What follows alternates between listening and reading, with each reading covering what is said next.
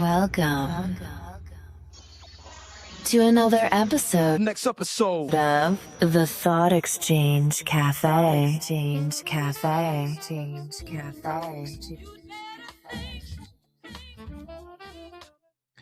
Greetings and welcome to another episode coming to you from the Thought Exchange Cafe, where we bring you educational, motivational, and inspirational content, as well as information to help you to eliminate some of your fears. We may not be able to help you to eliminate all of them, but maybe some of them through our own life experiences and through some of the roads and decisions that we had to travel, because trust this, there were times that we just didn't know what to do. So we had to stand still and trust. But at the same time, we had to build up enough courage to go and ask for some help. And I want to thank you for tuning in and checking me out here on this live, coming to you from the Thought Exchange Cafe podcast. And I'm exclusively doing this because I know that there are folks in the community for which I live and for which I stand. They have a strong voice. They have something that they want to say. And let me say this to you, that your voice matters because you matter. Your thought matters. What you see matters. Okay? Because here where you live is where you have to make decisions and choices. We can't let other people come into our community and make changes that affect us in the negative realm. So, I'm looking at YouTube, I'm looking at TikTok, and I'm seeing men and women from the communities of Dorchester, Roxbury, Mattapan, South End, right? And these are folks who are some very powerful folks. And some of them are young folks, and some of them are just getting out of prison, but they're telling a story. And part of the story that they're telling is to keep our young folks from traveling down that specific road. Now, I was talking to someone this afternoon, and we was talking about our young folks. We was talking about our young folks being puppeted around, right, by the puppet master and not being able to truly see it, but thinking that they're doing the right thing, right? And I focus on the young folks because it's those young folks that are going to be making some decisions and some choices, right? Come down the road, come very, very soon. Because see, we as OGs, we've been around for a while, right? We've made some bad decisions. We made some poor choices. And some of us, including myself, right? I felt guilty about the things that I was seeing happening in my community today because I was part, at a particular time, I was part of that downfall. And what I mean by part of that downfall, the drinking, the hanging out on the block, and doing certain things, right, that wasn't real productive. But now I understand that then I didn't know any better. But however, now, wait a minute, let me say this. If I were to listen to my mom a little bit more, or the man that I call my pop, right? He wasn't my seed pop, but guess what? He was my pop. Why? Because he stood in the gap. And he made sure, right, that we had everything that we needed. Okay? And I wasn't his seed son, but he made sure that he treated me as such. And there are a lot of other men out there today that are treating these children who are not their seed as if they were, and that they are, right? They're getting up, they're going to work, they're sacrificing. And on the flip side of that coin, there are mothers out there who are taking care of children who are not theirs, but they're not judging. No, they're not. And they're not slacking off on their duty. So for them, let's give them a round of applause, okay? Because they're doing it when it's hard. The easiest thing to do is to run away. But there's a quote that says, do the hard thing and life becomes easy. Do the easy thing and life becomes hard. How many can understand that? Or how many of us have tucked the easy path, right? Only to have to go back to point A again because we missed B, C, D, E. We want to go from A to Z. Okay? And listen, I'm one here. Well, not listen. I'm sorry. That was a little bit aggressive. But I'm one here, right, that sits in front of you that went from A to Z, right? And I received some things, but those things I received, I didn't keep for long because I didn't do what was right in order to build my foundation to get those things. So they had to be taken away from me in order for me to say, okay, I see what I did. I missed the fundamentals. Okay? I missed the fundamentals. It's easy to move, right, without practicing the fundamentals. And some of the fundamentals are the 3 Ps: patience, persistence, and positivity. But also there's another P that comes with that: productivity. And productivity comes from consistency. Okay? Not motivation, not inspiration. Because see, you can be inspired and that wanes. You can be motivated, but that wanes. But what is one thing that you think about, right, that you don't have to be motivated or inspired for? You wake up and you're going to do it automatic. That's called discipline. That's called discipline. How many of us, right, have said we're going to do something? And then, we got started, but we lost the fire. And why did we lose the fire? Some of us lost that fire because we thought that it wasn't worth it. We thought that we didn't have that internal fortitude to move to the next step. And once again, 75% of people just don't know what to do. So anyway, I'm just saying that let's come together, right?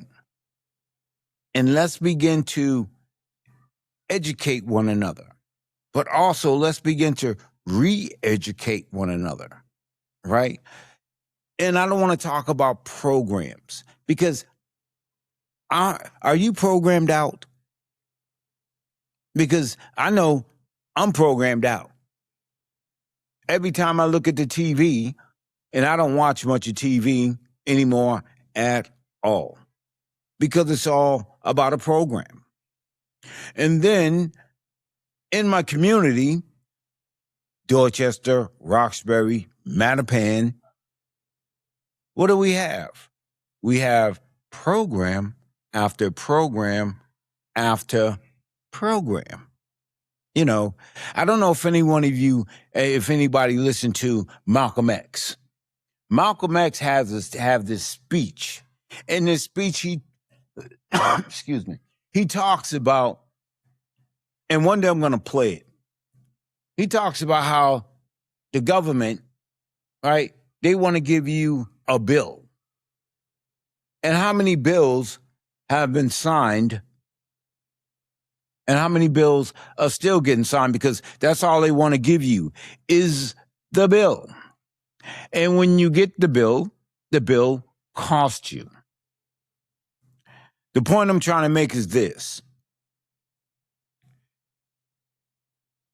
Not programming, right? And I'm not talking about reprogramming. I'm talking about reestablishing a true mindset, reestablishing your true birthright mindset.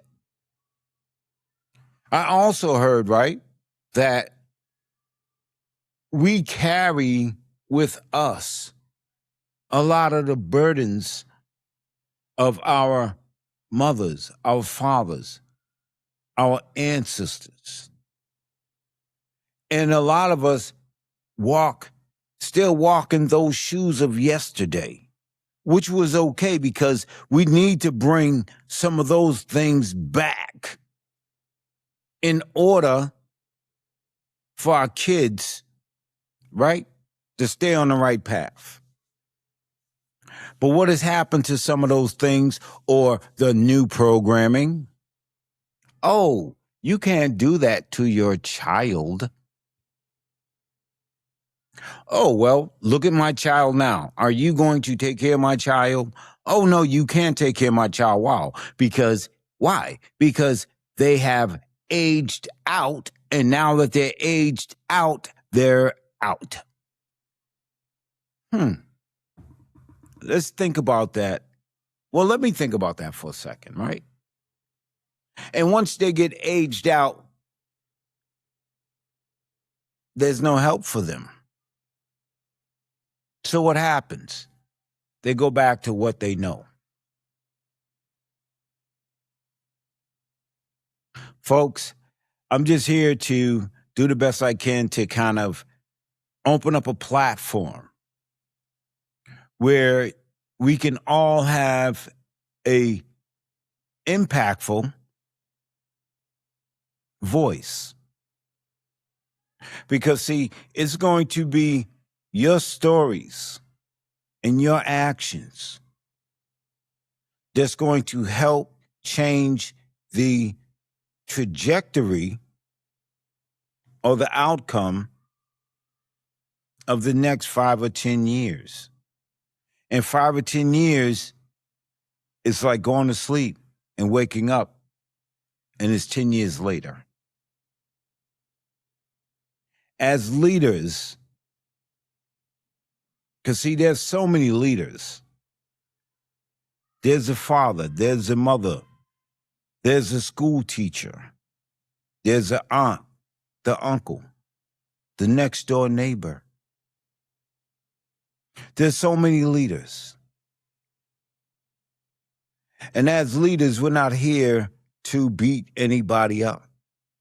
We're not here to talk about what we used to do because folks don't want to hear about what you used to do.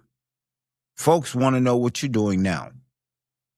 Folks want to know what you're doing to have some influence and some impact. And they're watching. As leaders, it starts from the residents. It starts from the energy that you project. And I learned this the hard way because I was always caught up in my emotions. One thing about me, I went to school. I went to MIT, and I'm certified, and I'm a public speaker as well as a father, a community head. I sit on a board at a prestigious community center. I own a small construction company. And yes, I go to work every day because I'm not going to get lazy. I teach public speaking, but also I teach emotional intelligence because, as Les Brown said, we teach that which we need most. The more I teach it, the better I get at it. The more I teach it, the better I get at listening. Because when I listen, I learn more. See, because when I listen to understand, I listen to understand and speak to be understood. And a lot of times it's not about being the loudest person in the room. Because sometimes the loudest person in the room is just hiding behind something. There's a fear, there's an insecurity.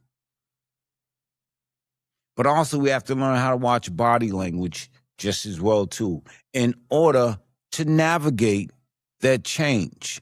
And what I mean by navigate that change, when we get into a conversation with someone, you have the power through the conversation that you have in your everyday walk with the people you meet in order to lead them, inspire them, to change the trajectory, because we don't know what people are going through today. And more so, getting back to our young folk. There's a study that says between the ages of 14 and 24, our young folks are riding this roller coaster. I have a son who's riding the roller coaster. But I also have to know, right, that wave is going to settle down. And I have to be patient enough to stand back and watch it. But also, I'm giving God thanks, right, for allowing me to be present. Because there's a lot of young men and women's fathers and mothers who are not present. So we're going to have to step up and be present for them. And when I come back, I'm going to talk about a teacher of mine named Mrs. Roach, who instilled something in me to keep learning as a young boy. As a young boy, I was just like, we know kids are cruel at young ages. But yes, I was bullied going to school and coming from school. And that caused some isolation. But this teacher, she seen something in me. And she invested in me. And I believe that by God's grace, I'm still here today in front of you. By God's grace, He put her in my path then to plant a seed. And let me tell you something about planting a seed, or just explain something about planting a seed. When we plant a seed, we dig up the soil. We put that seed down in the soil, in that moist, dark soil. But on our hands, we feel it, we know it's cool down there. But when we cover it up, we know it's going to be dark just as well, too. And when we plant that seed and we begin to water that seed, we don't go back every other day and dig up that soil to see if the seed has begun to sprout roots. No, we don't. We have the faith to know that if we continue to water that seed, clean up around that seed, that it's going to grow, and something's happening beneath that earth. And once that seed begins to spread its roots up under that earth, eventually, what do you see? You see a breakthrough. You see a breakthrough. Plant your seed. Don't go back and dig it up, because you don't have to. Just trust. If you clean up around it and you water it, and what I mean by clean up around it, don't allow yourself, don't say one thing and then go and do another. Practice patience and faith, because that seed could be that young woman or that young man that's looking at you for guidance and leadership. Let me read you something out of Inspirational Leadership Quotes, Finding the Courage to be Led by Gifford Thomas. And Gifford Thomas is someone that you should be able to resonate with, because he's an individual that has lived the life that a lot of us are living today. As a leader, you have an incredible opportunity to change someone's life every single day. Leadership is never about tearing people down. It's all about helping people become the very best version of themselves. And I'll continue because it's only short. As a leader, you hold an extraordinary power to impact someone's life positively each and every day. Your role is not merely about making decisions and setting goals. It encompasses the profound responsibility of uplifting those around you. Leadership is fundamentally about creating an environment where individuals feel valued and encouraged to grow. It's about recognizing the unique strengths and potential within each person and guiding them on their journey. Let me repeat that. And guiding them on their journey towards becoming the best version of themselves. And I'll leave you with that because there's another study out of MIT that says that, human beings have a less attention span than a goldfish. Oh, yeah, those quick hits. I'm not here to give a quick hit because I remember getting quick hits. And every quick hit I got depleted my muscle because it became weaker, not stronger. If you have something that you would like to kind of share, not kind of share, but share, something that's inspirational, motivational, educational, but also that's going to eliminate some of the folks' fears through your road that you travel and some of the decisions that you had to make. And trust this, by not making a decision, you're still making a decision. You can get in contact with me at btctonytouch@gmail.com. So until I see you again, may God bless you, keep you, and stay safe.